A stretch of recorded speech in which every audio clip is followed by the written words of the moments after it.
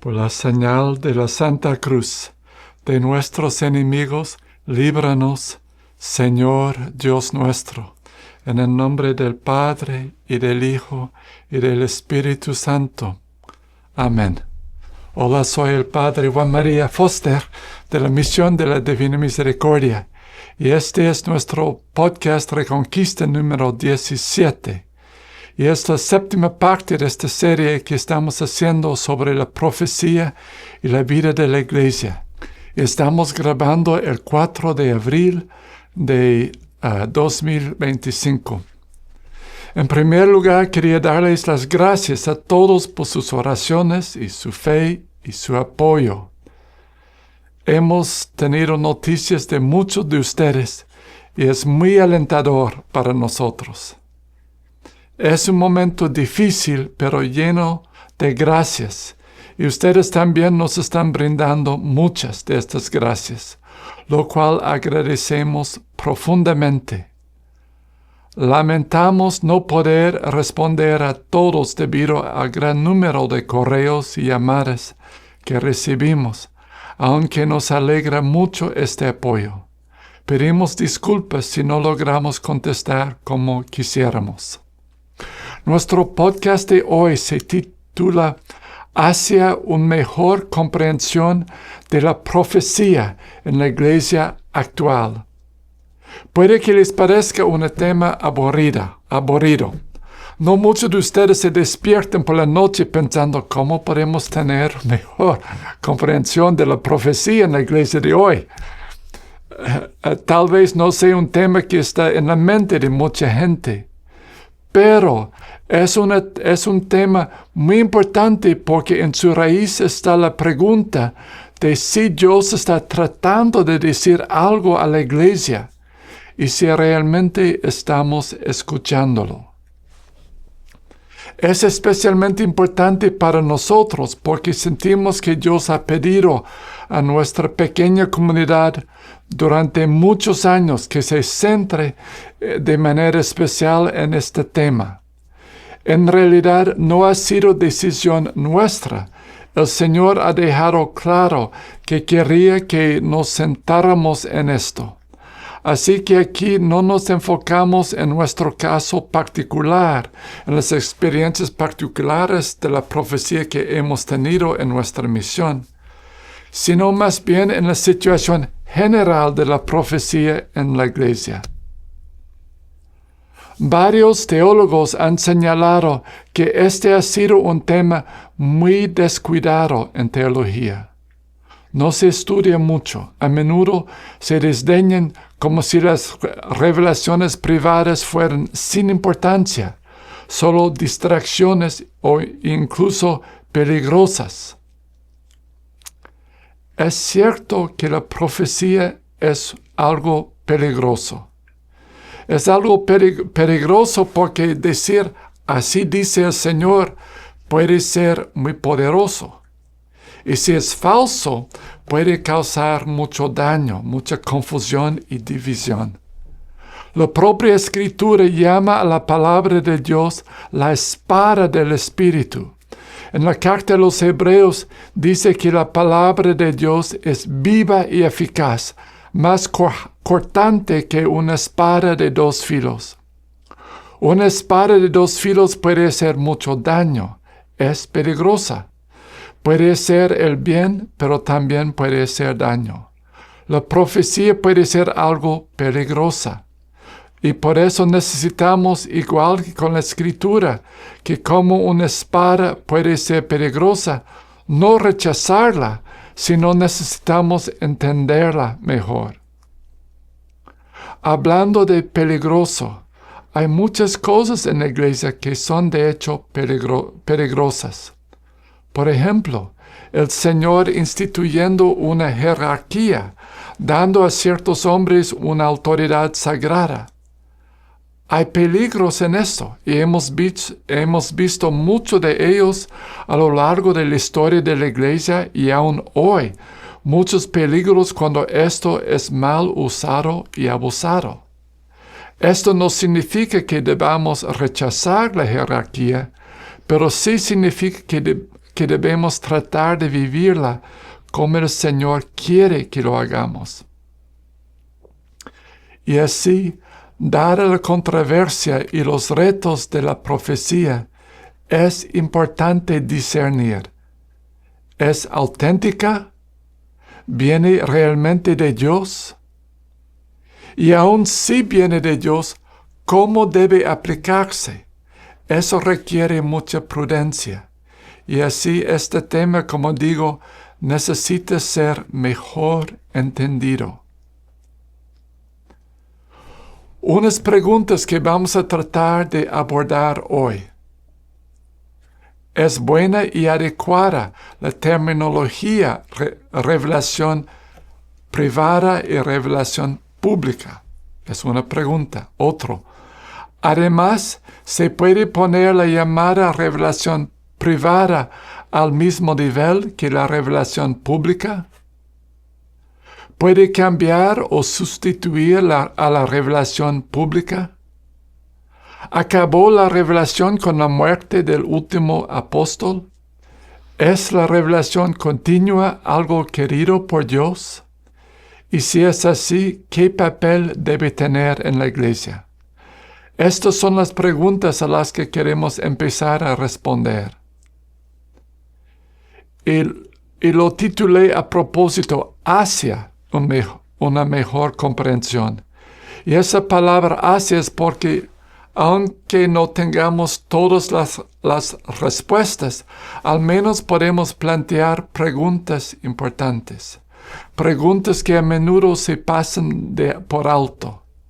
Como he dicho antes, no soy teólogo y esto está por encima de mi nivel, así que lo haré lo mejor que pueda, pero reconozco que hay muchas limitaciones a lo que hemos hecho aquí. Como este es un tema difícil, voy a utilizar más citas. Y para que sea lo más aburrido posible, voy a intentar añadir el mayor número de citas posibles. No lo hago por ser lo más aburrido. Y así les pido disculpas por todas tantas citas. Pero como es un tema controvertido, es bueno considerar cuidadosamente lo que la enseñanza de la Iglesia dice. Hay dos libros que me han ayudado mucho y que voy a utilizar en nuestra plática de hoy. Uno es un libro que ya he mencionado y que escribió mi tío a petición mía y se titula Te envío profetas, es en inglés.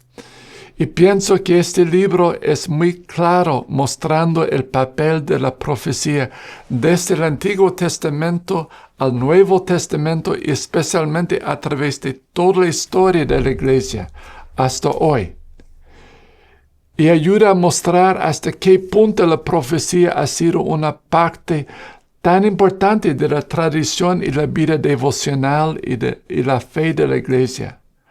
Así que es un libro apreciable. El otro libro es de Niels Christian Witt. Espero estar pronunciando correctamente su apellido. Él es autor de un libro titulado, en inglés, Christian Prophecy, The Post-Biblical Tradition, o sea, la profecía cristiana, la tradición post-bíblica.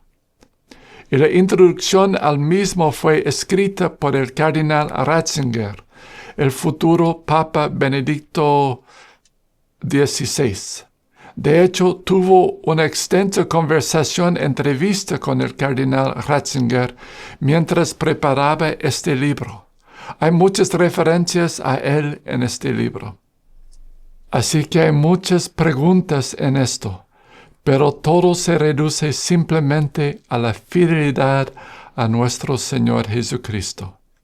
Y eso es a lo que queremos aferrarnos. Como este es un tema bastante largo, lo voy a dividir en dos partes. Incluso hoy será un poco largo, yo creo que el podcast más largo que hemos hecho. Hoy lo que quiero hacer en primer lugar es repasar los fundamentos del depósito de la fe, de la revelación, de la fidelidad a Jesús. Recordar los fundamentos, porque antes de intentar responder estas preguntas y comprender la profecía, tenemos que volvernos a estos fundamentos y luego intentaremos de responder a las preguntas de hoy. Así que para saltar a nuestro tema, este es el fundamento, la revelación de Jesús y su cuerpo místico, la Iglesia. Este es el punto clave. Nuestro Señor Jesucristo, el Hijo de Dios, el Verbo encarnado. Él es la plenitud de la revelación para todos los tiempos. La carta de los Colosenses lo dice con fuerza. Dice, Jesucristo es la imagen de Dios invisible, el primogénito de toda la creación, porque en Él fueron creadas todas las cosas, en los cielos, en la tierra, las visibles y las invisibles, los tronos, las dominaciones, los principados, las potestades. Todo fue creado por Él y para Él. Él existe con anterioridad a todo, y todo tiene en Él su consistencia. Él es también la cabeza del cuerpo que es la Iglesia. Este es el punto clave. Él es la cabeza del cuerpo, la Iglesia. Él es el principio, el primogénito de entre los muertos, para que en todo sea preeminente. Fin de la cita. Y luego dice San Pablo, pues Dios tuvo a bien hacer residir en él toda la plenitud de Dios. Y un poco más adelante dice, Jesucristo, en quien están escondidos todos los tesoros de la sabiduría y del conocimiento. Todos los tesoros. No hay sabiduría y conocimiento que necesitemos buscar fuera de Jesucristo. Todo está presente en Él. Y el catecismo, y voy a citar a menudo el catecismo hoy, dice, Jesucristo es la plenitud de toda revelación. Y continúa diciendo, Jesucristo, el Hijo de Dios hecho hombre, es la única palabra perfecta e insuperable del Padre. En Él lo ha dicho todo. No habrá otra palabra que esta. Y continúa citando a San Juan de la Cruz. Y San Juan de la Cruz es importante en este tema, así que volveremos a él más adelante, la próxima vez, si Dios quiere. Jesucristo es el camino, la verdad y la vida. Él es la verdad por la que debe medirse todo lo demás. Ese es un punto clave. Y luego Jesús escoge a 12 apóstoles para ser de ellos el fundamento de la iglesia y para pastorear la iglesia. Y su papel era transmitir fielmente la enseñanza de Jesús y luego gobernar y santificar en su nombre. Los apóstoles nos han dado el testimonio canónico de Jesús que guiará a la iglesia. Quiero tomarme un momento para hablar de esta palabra canónico, porque va a ser muy importante por lo que estamos viendo. Citaré aquí el Diccionario Bíblico Católico de Scott Hahn. Él dice, la palabra canon viene de la palabra vara. Se utilizaba para medir, ya que era recta y ligera. Así que la palabra vino a significar una medida y luego una regla o un estándar. Y así empezaron a hablar del canon de las Escrituras. El canon significa una colección definida, aprobada, y llamaron libros canonizados a los libros que fueron elegidos para esto, porque había otros libros que algunos querían incluir en la Sagrada Escritura. Y así la Iglesia tuvo que decidir cuáles eran los libros del canon de la Escritura y qué libros debían ser incluidos. Y sigue este diccionario diciendo, El canon está determinado por la tradición autorizada de la Iglesia. Un libro es canónico porque es divinamente inspirado. Así que estos libros canónicos son libros que han sido aprobados como parte de la regla de fe. El catecismo habla, pues, de dos medios o modos distintos de transmisión, la Sagrada Escritura y la Sagrada Tradición.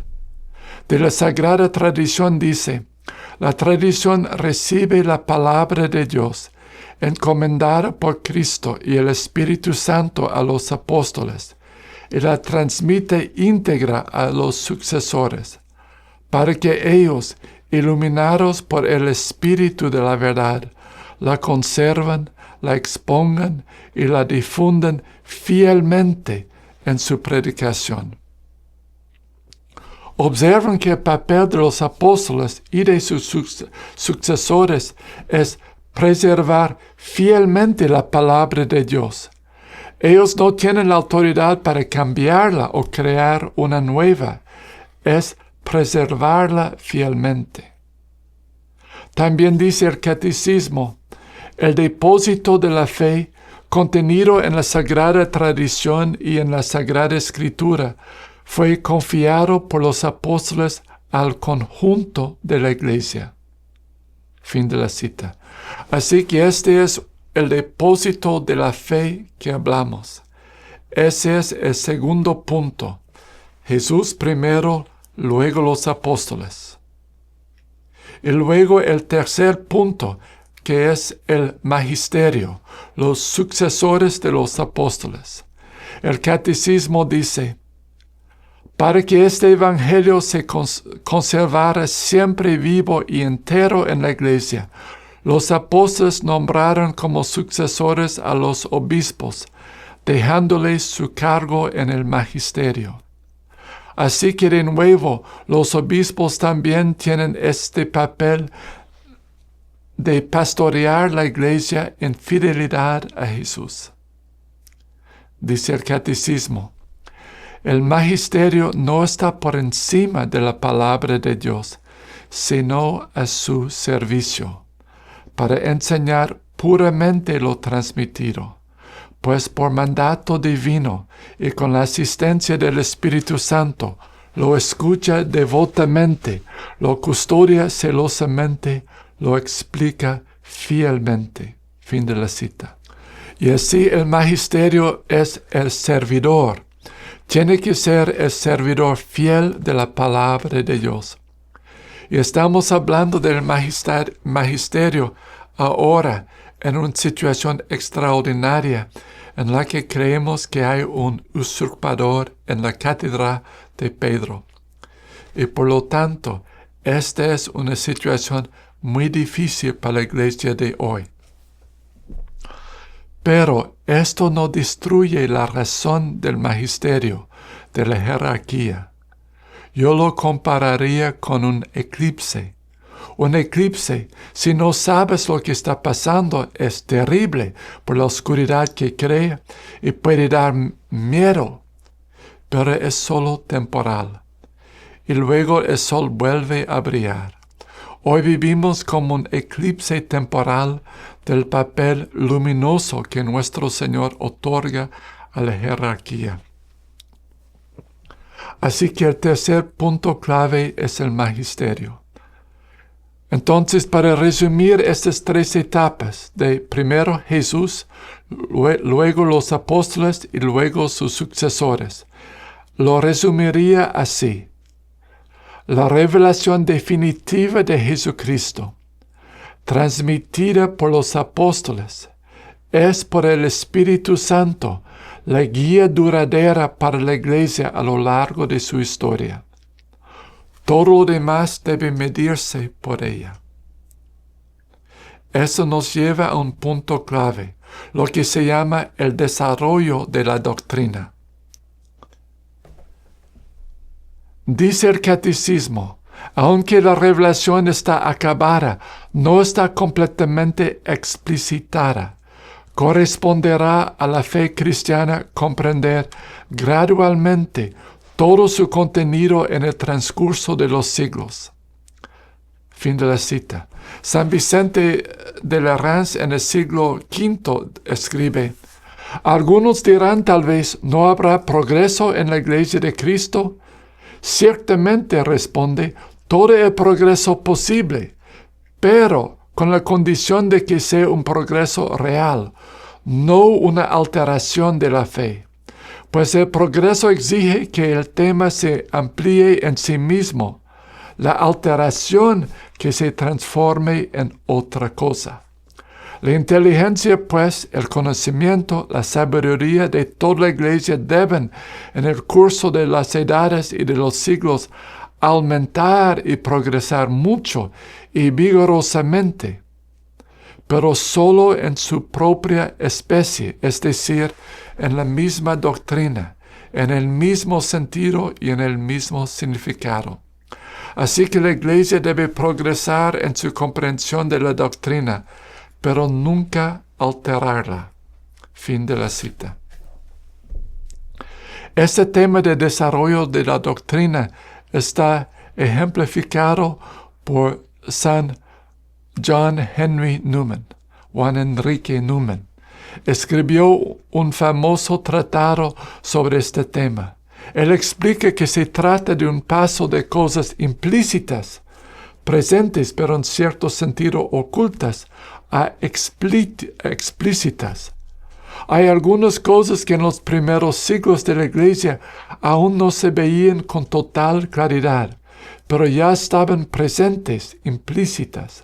Por ejemplo, la Iglesia creyó desde el principio que María era excepcionalmente santa y llena de gracia, pero no sabía del todo lo que esto significaba.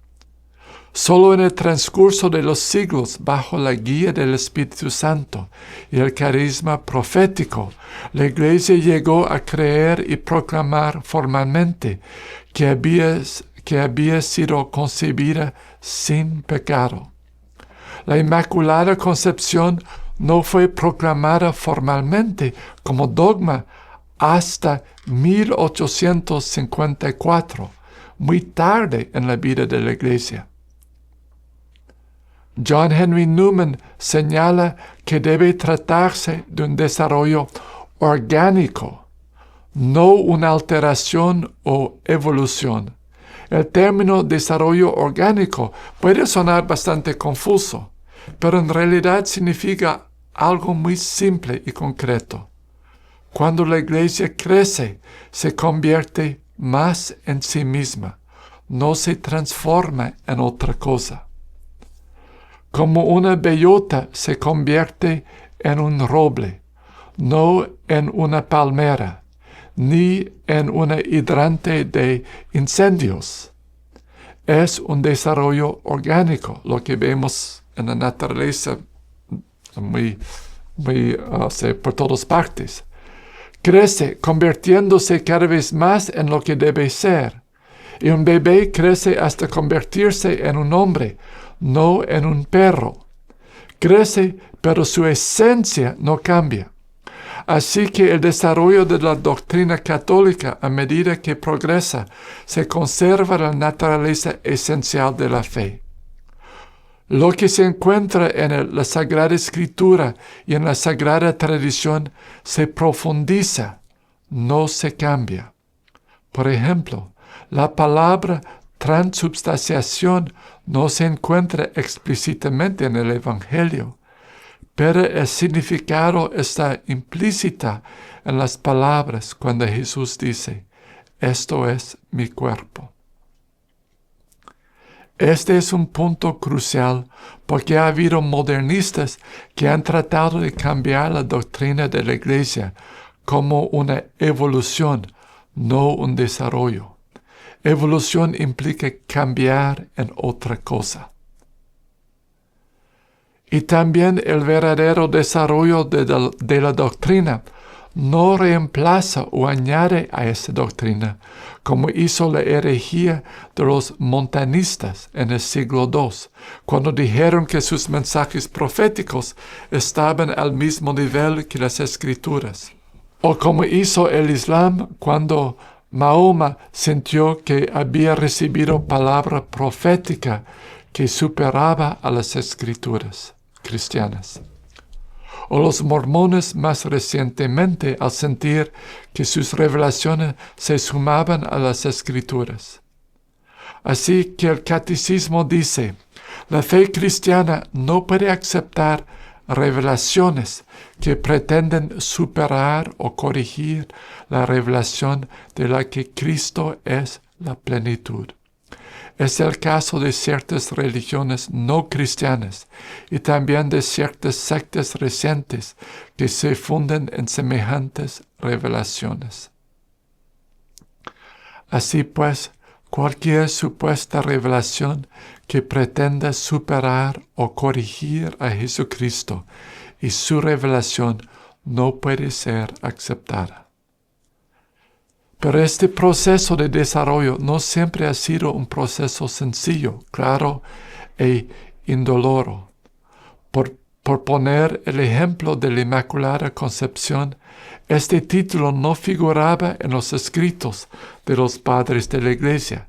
Algunos incluso se opusieron a ella porque consideraban que entraba en conflicto con las Sagradas Escrituras, que hablan de la universalidad del pecado original y de la redención de toda la humanidad por Jesucristo. Así que esto parece un conflicto. Ellos sentían que para ser fieles a la Sagrada Escritura no podían aceptar la Inmaculada Concepción. Y así se opusieron incluso muchos de los grandes doctores medievales como Santo Tomás de Aquino, San Buenaventura y San Bernardo de Claraval. San Bernardo, que era tal vez el más mariano de todos los doctores, pero escribió explícitamente sobre la ofensa que le causaba que la Inmaculada Concepción se celebrara en las iglesias, porque lo ve como una ofensa contra Jesús. Así, curiosamente, no fue principalmente por el trabajo de los teólogos, sino más bien por la simple piedad de los creyentes laicos, guiados por la inspiración, y también por las gracias proféticas, como las señaladas por San Anselmo, y especialmente las apariciones de la medalla milagrosa en 1830, donde en esta medalla se escribe, «Oh María, sin pecado concebida». Y solo unas décadas más tarde se proclamó oficialmente. Este desarrollo nos recuerda que la Iglesia es un organismo vivo. La Escritura habla a menudo de una semilla y Jesús habla de la vid que poco a poco crece y se desarrolla y de la que brotan nuevos sarmientos. El Catecismo dice, la Iglesia constituye el germen y el comienzo de este reino en la tierra. Fin de la cita. La Iglesia es la semilla y el principio. Así que lo que eso está enfatizando es que todavía hay mucho crecimiento en la Iglesia, pero tiene que permanecer siempre la misma planta. Hoy hemos descubierto que desde el pequeño bebé hasta el adulto completo, todas las células tienen el mismo ADN. Así que la Iglesia siempre necesita, podríamos decir, ser fiel a su ADN original. La marca de la Iglesia es siempre la fidelidad a Jesús, la cabeza del cuerpo místico. Como dice la Escritura tan claramente, Jesucristo es el mismo ayer, hoy y siempre. Él no cambia. Necesitamos una fidelidad a Jesús que no cambie la fe que Jesús nos ha dado, pero que también permita el crecimiento que Él mismo quiere y produce. Jesús en última cena dijo a los apóstoles: mucho podría deciros aún, pero ahora no podéis con ello. Cuando venga Él, el Espíritu de la verdad, os guiará hasta la verdad completa, pues no hablará por su cuenta, sino hablará lo que oiga, y os anunciará lo que ha de venir. Él me dará gloria, porque recibirá de lo mío y os lo comunicará a vosotros. Así que el Espíritu Santo va a continuar después de la vida terrenal de Jesús, guiando a los apóstoles en la iglesia. Pero Él siempre estará tomando de lo que es de Jesús y glorificando a Jesús. Él no está agregando algo a Jesús ni cambiándolo. El documento del Concilio Vaticano II sobre la Escritura, Dei Verbum, dice: esta tradición que deriva de los apóstoles progresa en la Iglesia con la asistencia del Espíritu Santo, puesto que va creciendo en la comprensión de las cosas y de las palabras transmitidas. Es decir, la Iglesia en el decurso de los siglos tiende constantemente a la plenitud de la verdad divina, hasta que en ella se cumplan las palabras de Dios. Fin de la cita.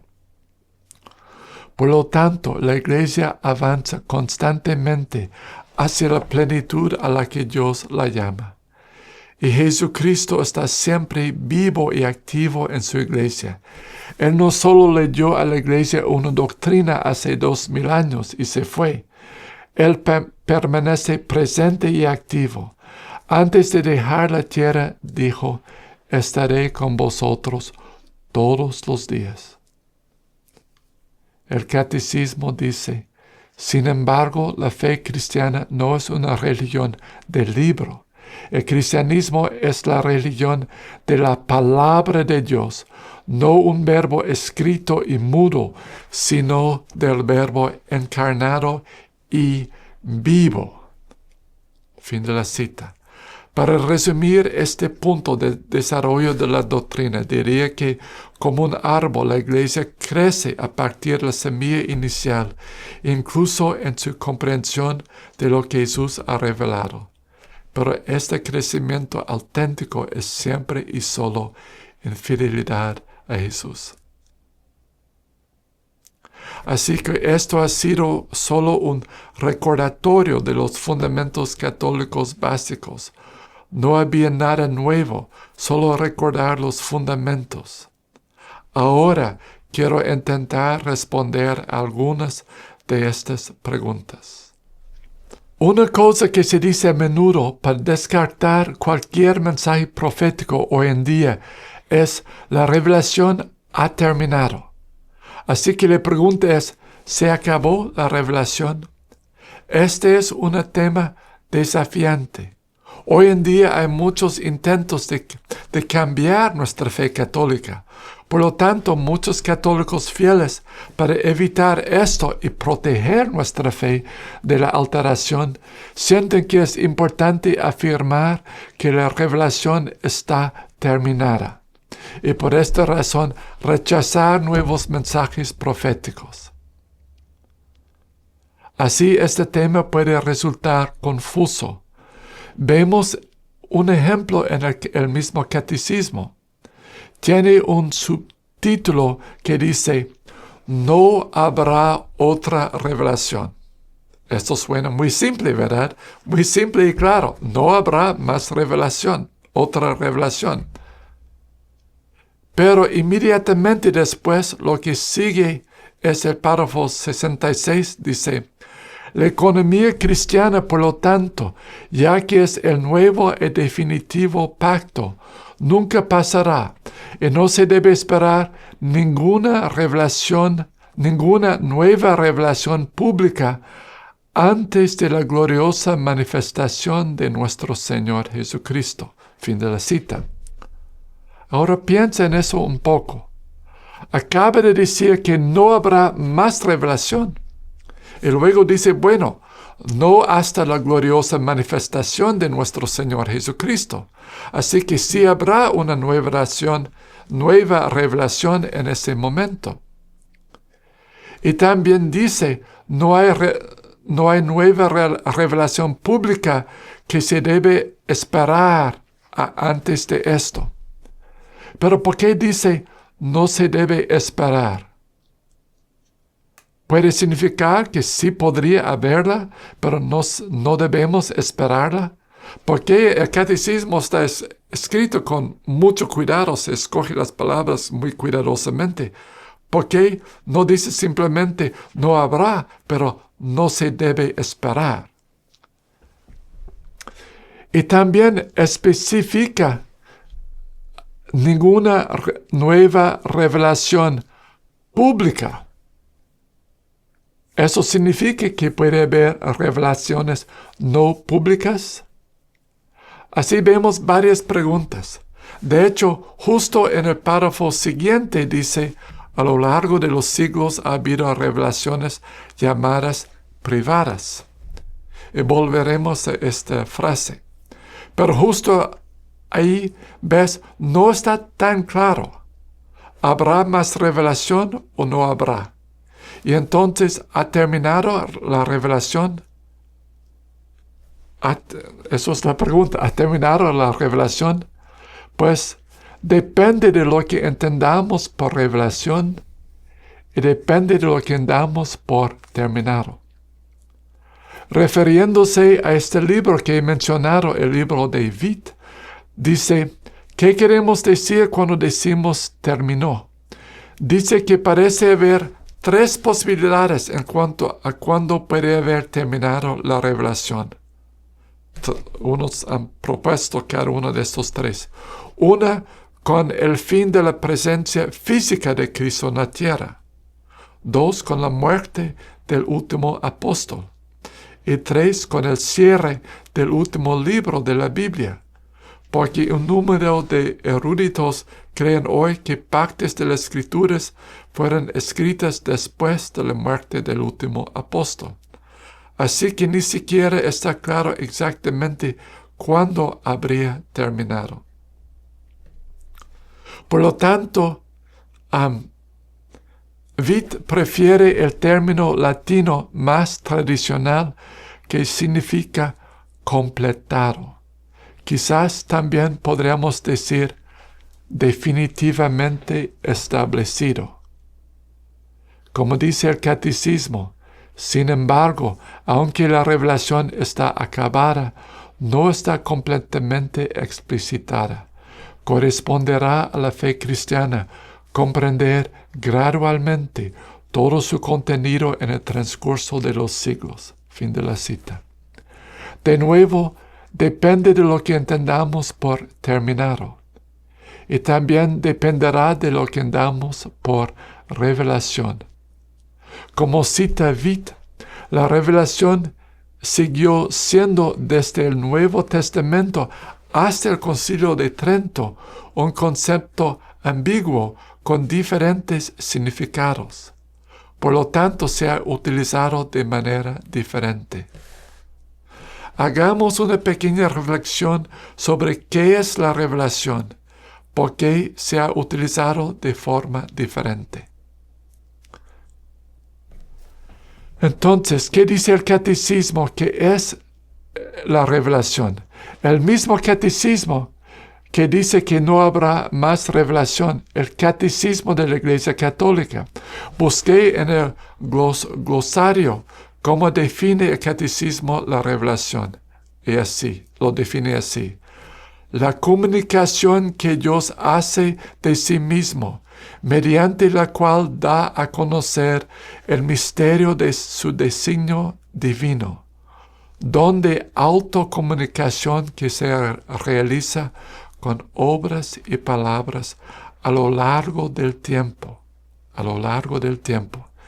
y más plenamente al enviarnos a su propio Hijo, Jesucristo.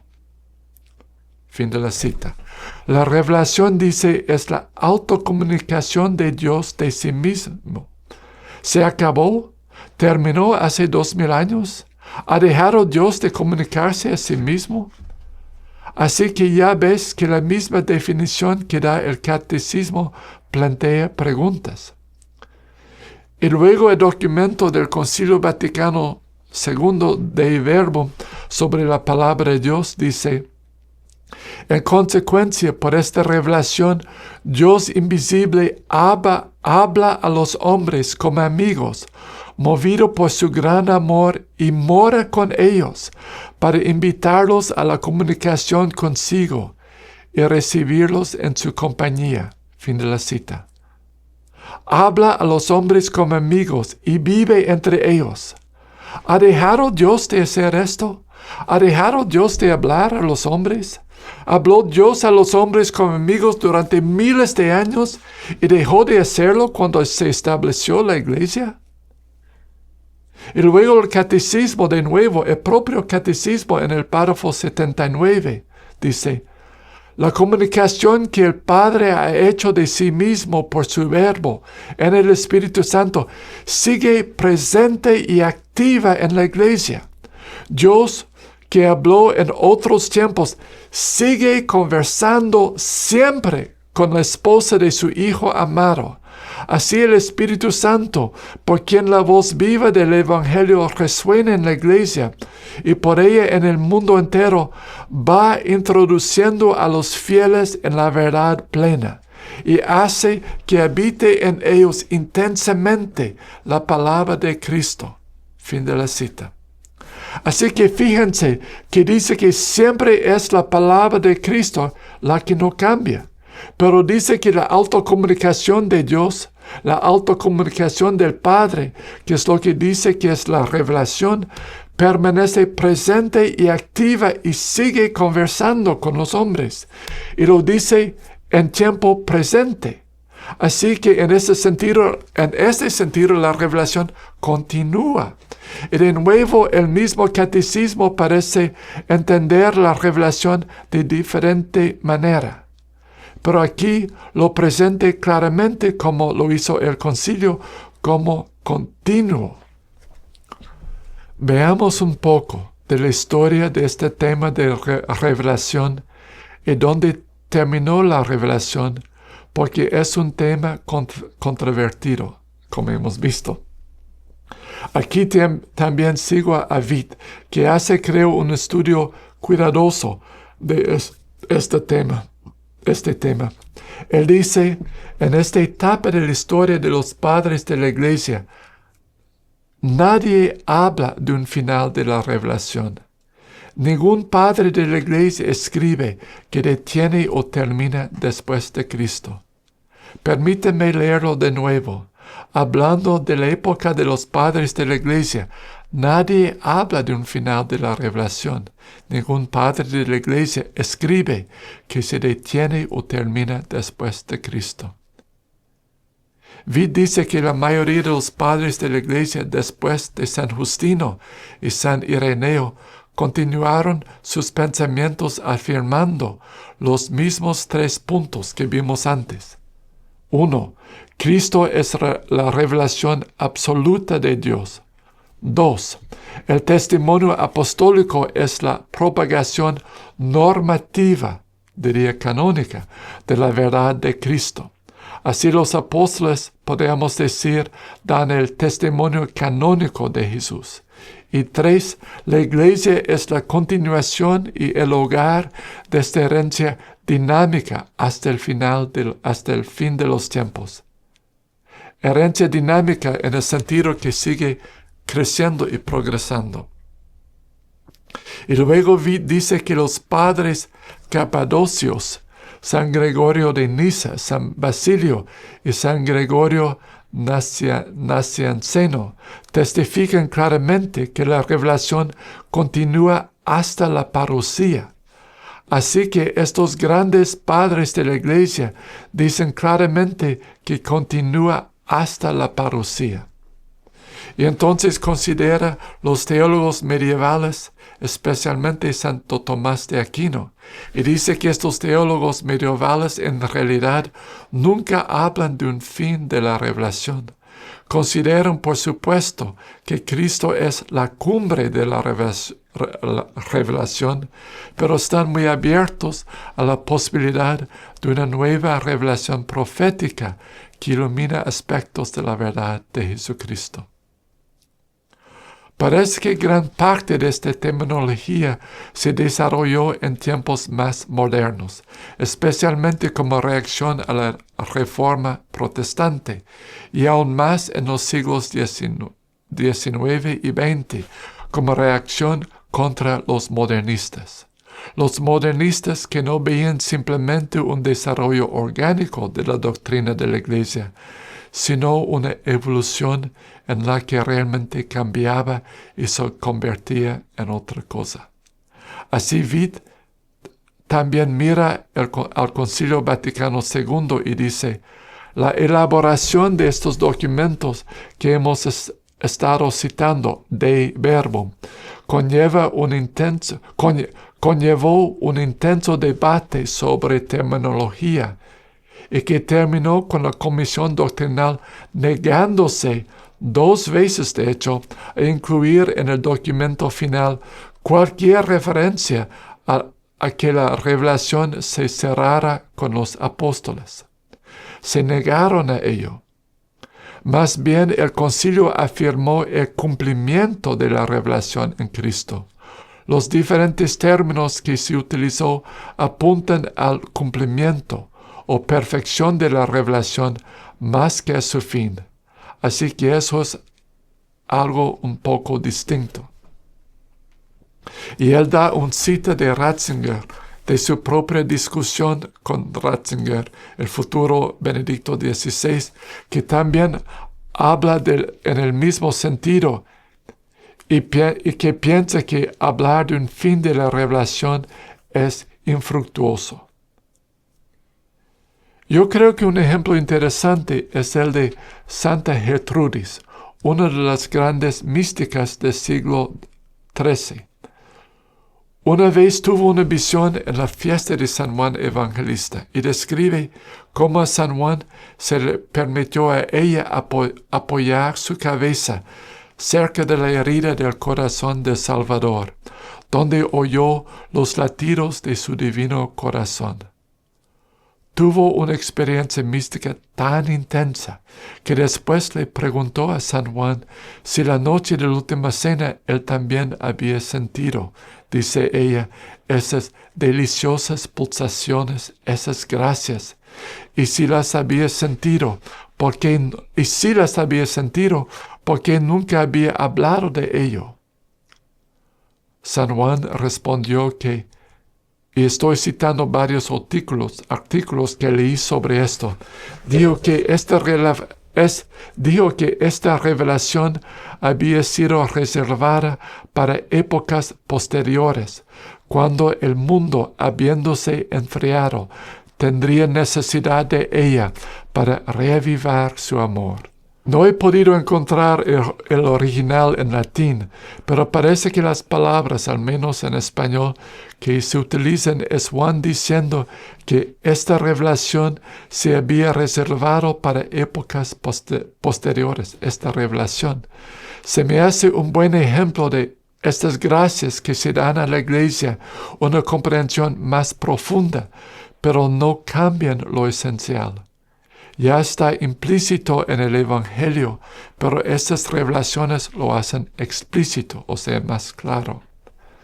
Para resumir este tema de que se ha terminado la revelación, nuevamente citamos el Catecismo. Dios se ha revelado plenamente enviando a su propio Hijo, en quien ha establecido su alianza para siempre. El Hijo es la palabra definitiva de su Padre, de manera que no habrá ya otra revelación después de Él. Jesús es la plenitud de la revelación.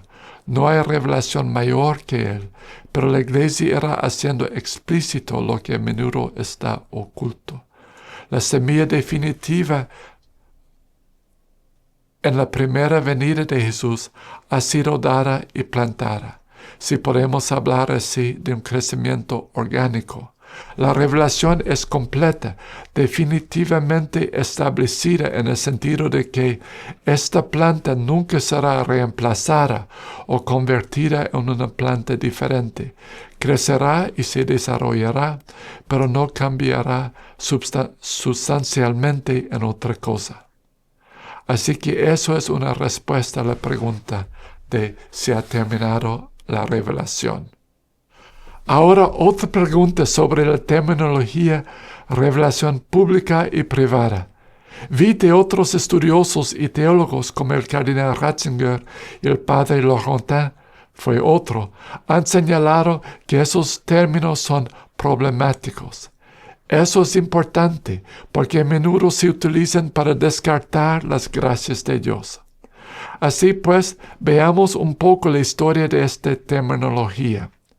Witt dice que referirse a la profecía post-bíblico como revelación privada no es un término, eso es importante, no es un término utilizado por los padres de la Iglesia, ni por Santo Tomás de Aquino, ni por el Concilio de Trento. El Concilio de Trento utilizó lo que creo que es una terminología mejor, que la denominó revelaciones especiales. El uso común del término revelaciones privadas, al parecer, parece de los teólogos del siglo XVI, especialmente del influyente teólogo dominico Melchor Cano, que lo utilizó para descartar la revelación postbíblica de la teología.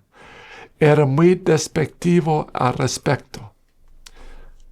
De hecho, el catecismo muestra reservaciones en respecto a esta palabra, porque cuando introduce el término dice, a través de los siglos han existido las llamadas revelaciones privadas, y pone privadas entre comillas.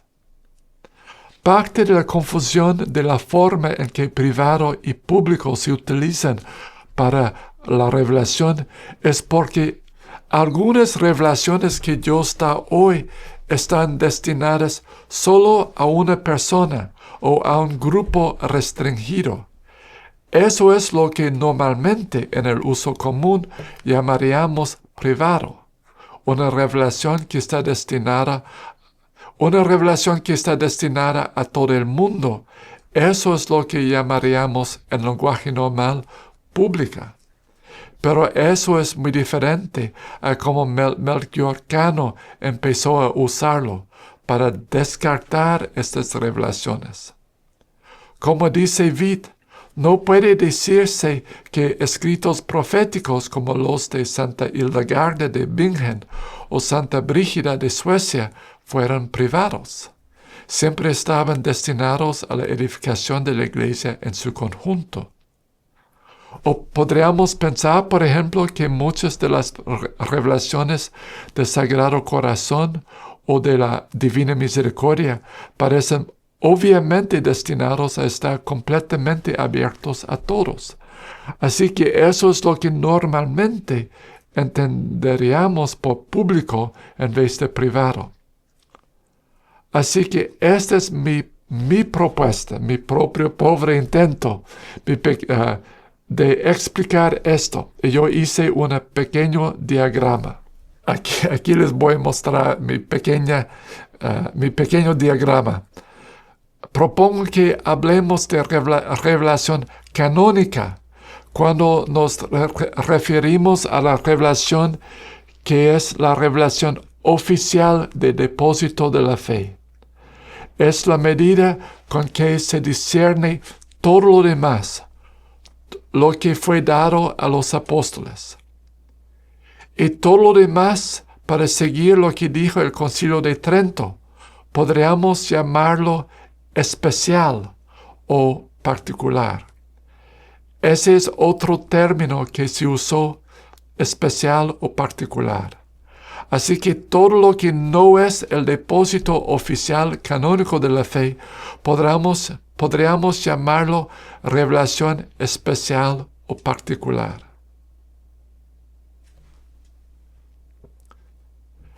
Esta revelación especial que el Señor continúa dando a través de la historia de la iglesia, podríamos dividirla en lo que es para todos, o sea, pública, y lo que no es para todos, que podemos llamar privada. Y para ser aún más claros, podríamos decir bajo privado, podríamos subdividir privado, porque algunas revelaciones son solo para la persona que lo recibe, no son para ser compartidas. Algunas revelaciones, al contrario, se les da a alguien para que las comparta con otra persona, o con un grupo pequeño, o tal vez, por ejemplo, con una comunidad, pero siguen siendo privadas. El punto clave de esta terminología que estoy proponiendo es la distinción entre revelación canónica o oficial por un lado y revelación especial por otro. El especial se puede subdividir entre pública y privada. Y así esto se va a poner un poquito más complicado, lo siento. Así que si tú quieres, puedes simplemente ignorar esta parte.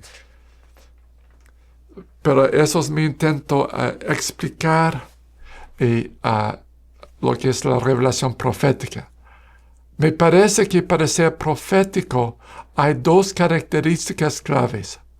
Una que es compartido, es decir, si Dios da algo solo a una persona, se supone que no debe compartirlo con nadie, sino guardarse para sí. Entonces, eso no es profético. Parte de lo profético es alguien que recibe una revelación de Dios que debe ser compartida. Y aquí puedes ver en el diagrama que puse una pequeña línea verde, que muestra lo que se comparte. Toda la revelación canónica es compartida con nosotros, y toda la revelación especial que se hace pública es compartida, y alguna revelación privada es al menos compartido con alguien. Les voy a dar un ejemplo. A veces Sor Amapola recibía un mensaje profético, un mensaje que era solamente para nuestra comunidad. Entonces yo llamaría eso profética, pero no pública. Pero verás que la línea no llega hasta el final, porque lo que es solo para una persona que lo guarde para sí misma, yo no lo llamaría profético. Por ejemplo, si Sor Amapola recibe algo de Dios que es solamente para ella, que ella no debe compartir con nadie, eso no lo llamaría profético. Pero luego hay segunda característica para que sea profético, que es algo revelado directamente por Dios. Y eso no es el caso de toda la Escritura. Toda la Escritura es inspirada por Dios, pero no todo es revelado directamente. Hay algunos libros proféticos de la Escritura. Luego hay otros libros que son libros inspirados, pero no son proféticos. Por ejemplo, son libros históricos y de otros tipos. No voy a entrar en toda esta distinción, pero solo voy a decir que hay parte de la Escritura que es profética y luego hay otros tipos. Por eso hice otra línea que muestra lo que es directamente revelado en este diagrama. Todo está directamente revelado excepto algunos ejemplos en la revelación canónica de otros tipos que no son proféticos. Así es la línea roja. Me parece que la revelación profética es todo lo que tiene estas dos características. Revelado directamente por Dios y compartido.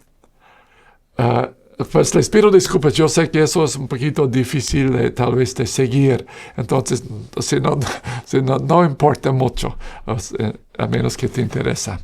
Entonces, ahorita pasamos al último punto de hoy. importante, y eso ha sido un peligro con algunas revelaciones proféticas. Es importante distinguir cuidadosamente lo que estoy llamando revelaciones canónicas versus especiales. No siempre se ha respetado. Mencioné el famoso ejemplo de la herejía montanista en el siglo II, donde ellos sentían que las profecías que recibían eran iguales a las de las Sagradas Escrituras. Entonces, ¿qué dice el catecismo sobre lo que llama revelación privada? Dice que a lo largo de los siglos ha habido revelaciones llamadas privadas, algunas de las cuales han sido reconocidas por la autoridad de la Iglesia. Estas, sin embargo, no pertenecen al depósito de la fe. Su función no es la de mejorar o completar la revelación definitiva de Cristo, sino la de ayudar a vivirla más plenamente en una cierta época de la historia. Guiado por el magisterio de la Iglesia, el sentir de los fieles, el sensum fidelium, sabe discernir y acoger lo que en estas revelaciones constituye una llamada auténtica de Cristo o de sus santos a la Iglesia. Así el catecismo está recordando algunas pautas importantes. Dos diferencias muy importantes entre la revelación canónica y todas las demás revelaciones, la que yo llamo revelaciones especiales, son que la canónica forma parte del depósito de la fe.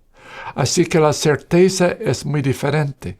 En el caso de la canónica, tenemos el máximo nivel de certeza de que ha sido verdaderamente revelada por Dios. Todo lo demás necesita ser discernido. No tiene el mismo nivel de certeza. Además, las revelaciones canónicas especiales y especiales tienen papeles diferentes en la Iglesia. Lo canónico es la medida. Eso es lo que significa canón, la medida para todo lo demás, dándonos lo necesario para la salvación desde el principio de la Iglesia. Y las revelaciones especiales dan ayuda particular o guía o nueva luz en cierto punto de la Iglesia o para cierta parte de la Iglesia. Hay algunas otras distinciones, pero creo que esos son claves. La certeza y el papel son diferentes. Para resumir la reflexión de hoy, la profecía es muy importante para la Iglesia, pero es muy desafiante y creo que no se ha entendido adecuadamente. La clave siempre es Jesús. Así, otra vez, el tema es medio complicado, pero la clave es sencilla. Siempre es Jesús. Él es la plenitud de la verdad que confió el depósito de la fe a los apóstoles, que ellos entregan a sus sucesores, los obispos, el magisterio. La Iglesia como una planta divina crece desde la semilla hasta la madurez, siempre por el mismo Espíritu Santo que conduce a la Iglesia en fidelidad a Jesús, la cabeza del cuerpo místico. Jesús es la revelación definitiva que está presente y sigue guiando a su Iglesia hacia una mayor comprensión. Y Jesús sigue viviendo y guiando a su Iglesia. Propuse lo que creo que es una mejor terminología, canónico versus especial. Pero es muy importante distinguir las dos. Pues les pido disculpas porque ha sido muy largo y como batallo más para el español me es más difícil, pero queríamos dar también a ustedes lo mismo que hemos dado en inglés. La próxima vez, si Dios quiere, después de haber sentado todas estas bases y aclarado algunas cosas, quiero enfocarme en lo que creo que es una mejor comprensión de este papel clave de la profecía, que creo que el Señor, especialmente hoy, quiere que la Iglesia tenga y una comprensión equilibrada, madura, una comprensión sana. También trataremos de analizar un poco más a San Juan de la Cruz y lo que dijo sobre este tema. Terminamos recordando que Jesucristo es el mismo ayer, hoy y siempre. Él sigue siempre presente en su iglesia.